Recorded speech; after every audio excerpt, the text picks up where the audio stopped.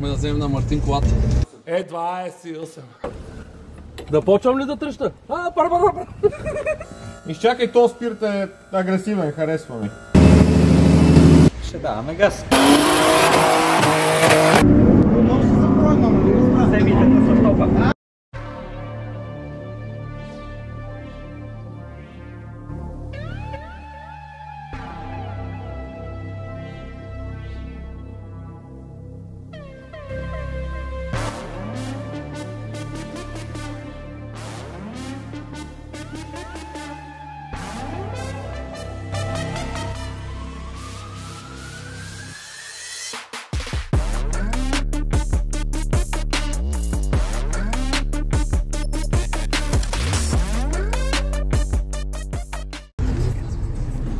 Пламка, тръгваме от Пловдив.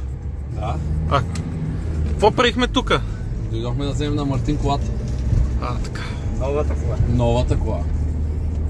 Новата много стара кола. Новата много стара кола. BMW 28. Турбокатерочка. Края на 70-те, началото на 80-те, петици. Преди да станат кораби. Ще вкараш твоя стария мотор в това купе. Моя нов стар мотор. Турбо. То всъщност за следващия сезон всички сте с ново турбо. Пепи се със старото турбо. Виждам усмивка на лицето. Да затворя гишето освен. Да. Извинете, тук банички продавате ли? Не, само билети.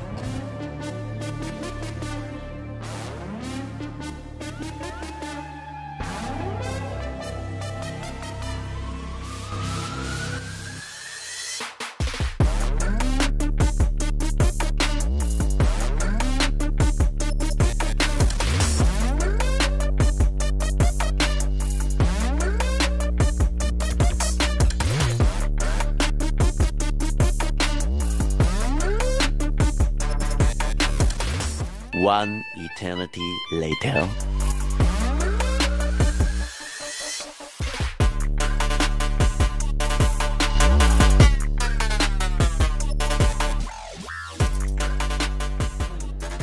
Марти, да кажеш докъде стига проекта. Защото имаме само... Аз подавам инструменти, човече. Не... Да. Това мога да ти... Да. Това мога да ти кажа. Това пак е добре. Изцяло ново купе.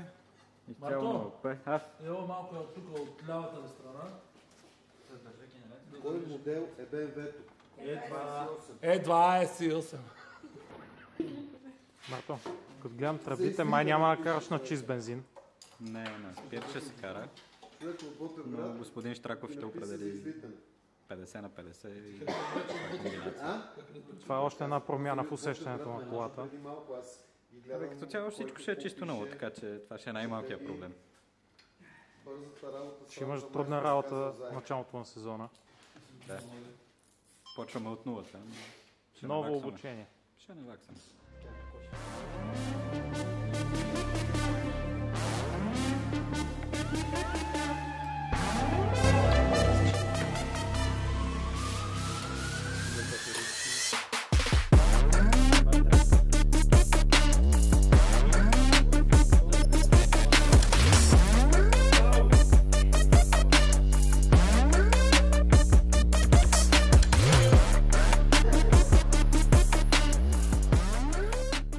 Марто, това е твой стария мотор в момента. Да, стария нов мотор вече. Да. Ти беше го посъсипал малко.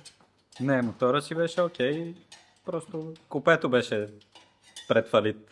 И кутия, да. Кутията щупихме в последния път. Точно това е. Значи имаш нова кутия. Да, нова кутия, турбо. Общо взето.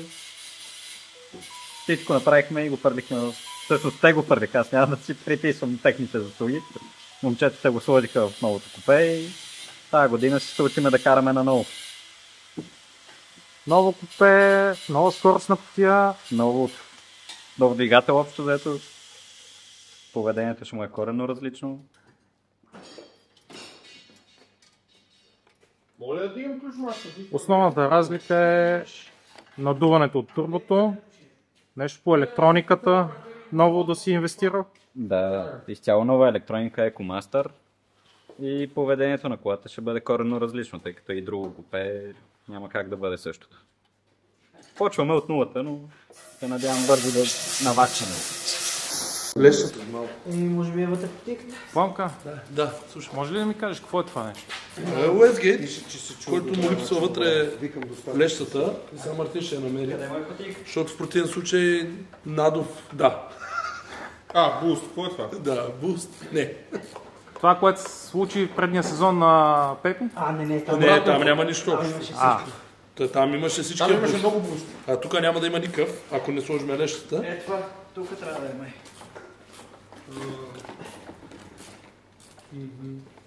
Демек, това е джаджата, което съсипа мотора на Пепи. Която е между... Не, то ние сами май си го съсипахме. Никой не го чу това. Никой не го е чул. Тя просто бутна с толкова карантия 2 бара. Колко буст? Да, ето е лещата. Да. Пак аз съм тук да спасявам положението. Без Мартин Ще става да. нищо по принцип. Затова тут бърз.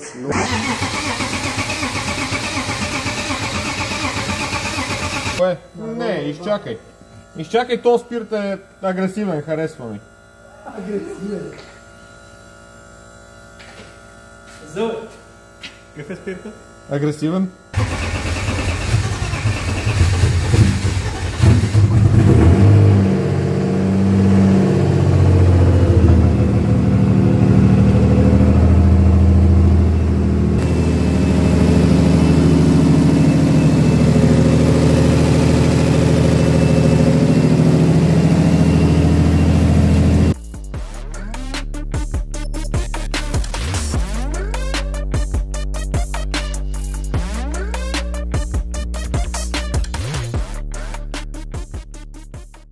Дойде края на тази кола.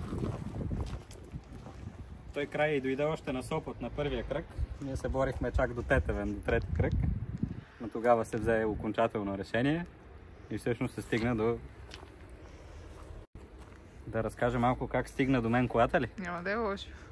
Ами всъщност брат ми писа една сутрин, ми изпрати някаква обява и обявата беше това купе, което аз още на първата обява, когато Ники го пусна с двигател, цяла кола, тежко се влюбих, просто нямах финансите да си позволя цялата кола и някак си беше една, дори не мога да кажа, че е мечта, тъй като не си и представях, че това нещо ще дойде в мен, но ето, че е факт. Благодаря на Ники и предстои да се бориме цял сезон в Содрифт.